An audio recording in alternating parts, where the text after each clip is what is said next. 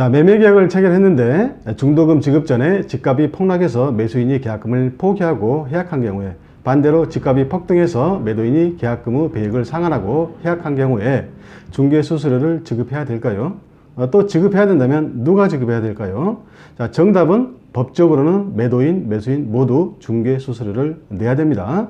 자, 우리 공인중개사법 제32조에서는 중개보호소에 대해서 규정하고 있는데요. 특히 제1항에서는 자, 개업공인중개사는 중개 업무에 관하여 중개 의뢰인으로부터 소정의 보수를 받는다. 다만 개업공인중개사의 고의 또는 과실로 인하여 중개 의뢰인 간의 거래 행위가 무효 취소 또는 해제된 경우에는 그러하지 아니하다고 규정하고 있습니다. 자, 이를 이제 구체적으로 보겠는데요.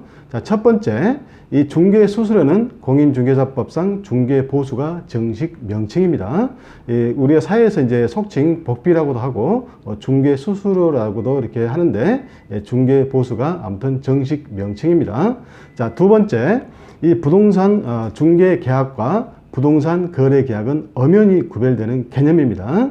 즉, 부동산 중개계약은 개업공인중개사와 중개의뢰인인 매도의뢰인, 매수의뢰인, 임차의뢰인, 임대의뢰인 사이에 맺어지는 계약이고, 부동산 거래계약은 그러한 중개의뢰인 사이에, 예컨대 매매 같은 경우는 매도의뢰인과 매수의뢰인, 임대차 같은 경우는 임대의뢰인과 임차의뢰인 사이에 체결되는 계약인 것입니다. 양자가 분명히 구별되는 개념입니다.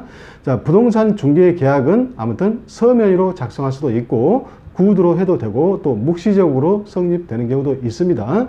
자, 그러나 우리 그 중개 실무 현실적으로서는 보통 묵시적으로 중개 계약을 하게 되는 것이죠.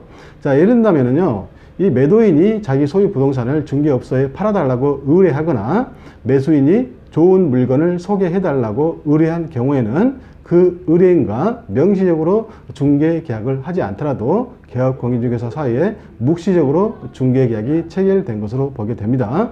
자, 마찬가지로 임대인이 임대를 놔달라고 의뢰하거나 임차인이 좋은 물건을 소개해달라고 중개업소에 의뢰한 경우는 묵시적으로 중개 계약이 체결된 것입니다. 자, 그 다음에 이제 세 번째, 자, 이러한 중개 계약이 체결되면 이제 개업공인중개사는 시간과 비용을 투자해서 중개에 임하게 되고, 자, 그러한 노력의 결과 부동산 거래 계약이 체결되게 되면 중개 보수를 받게 되는 것이죠. 즉 아까도 보셨듯이 우리 공인중개사법 제32조 제1항 본문에서는 개업공인중개사는 중개 업무에 관하여 중개 의뢰인으로부터 소정의 보수를 받는다고 규정하고 있는 것입니다. 따라서 이 중개 계약을 체결할 때 중개 보수를 줄 것인가 또는 준다면 얼마를 줄 것인가에 대한 말이 없었다 해도 개업공인중개사는 당연히 중개 보수를 중개 의뢰인에게 청구할 수 있습니다. 자, 우리 대법원 판례도 중개 보수는 중개계약 체결 시에 그 지급에 관한 약정을 하지 않았다 하더라도 중개가 완성되면 받을 수 있다, 이렇게 판시하고 있습니다. 자, 물론 중개계약을 체결할 당시에 중개보수를 얼마 주기로 약정했다면 법에서 정해진 중개보수 최고 한도액의 범위 내에서 약정한 중개보수를 청구할 수 있습니다. 자, 그러나 반대로 이 개업공인중개사가 중개에 많은 노력을 했음에도 불구하고 당사자 간의 거래 계약이 성립하지 않으면은 이것은 이제 아무 필요적이 없는 것이죠. 그래서 중개 보수를 청구할 수 없습니다. 우리 대법원 판례도 같은 입장입니다. 자, 네 번째, 공인중개사법 제32조 제1항 단서에서는 개업공인중개사의 고의 또는 과실로 인하여 중개 의뢰인 간의 거래 행위가 무효, 취소 또는 해제된 경우에는 중개 보수를 받을 수 없는 것으로 규정하고 있습니다. 자, 따라서 이 개업공인중개사가 부동산 거래 중개를 하는 과정에서 고의로 거짓말을 하거나 사기를 치거나 물건에 하자가 있음을 알고서 또는 과실로 모르고서 중개를 하거나 중개사로서의 주의 의무를 위반해서 중개를 함으로써 중개 의뢰인 간의 거래 계약인 매매 계약이나 임대차 계약이 무효, 취소 또는 해제된 경우에는 중개 보수를 청구할 수 없습니다. 그때는 개업공인중개사에게 귀책 사유가 있기 때문이죠. 또한 그로 인해서 손해가 발생했다면 중개 의뢰인은 개업공인중개사에게 손해배상도 청구할 수 있게 되는 것입니다. 자, 다섯 번째. 그러나 반대로 그러한 개업 공인중개사의 고의 또는 과실 없이, 즉 개업 공인중개사가 책임 사유 없이 중개 의뢰인 간의 거래 계약인 매매 계약이나 임대차 계약이 무효 취소 또는 해제된 경우에는 중개 보수를 청구할 수 있습니다. 즉 개업 공인중개사는 중개하는 과정에서 잘못이 없는데 이 중개 의뢰인인 거래 당사자끼리 매매 계약이나 임대차 계약을 합의 해제해서 거래 계약이 없는 것으로 돌려버린다든가, 또는 이 중도금 지급 전에 집값이 폭락해서 매수인이 계약금을 포기하고 해약하든가, 반대로 이 집값이 폭등해서 매도인이 계약금의 배액을 상환하고 해약한 경우는 중개 보수를 지급해야 되는 것이겠죠.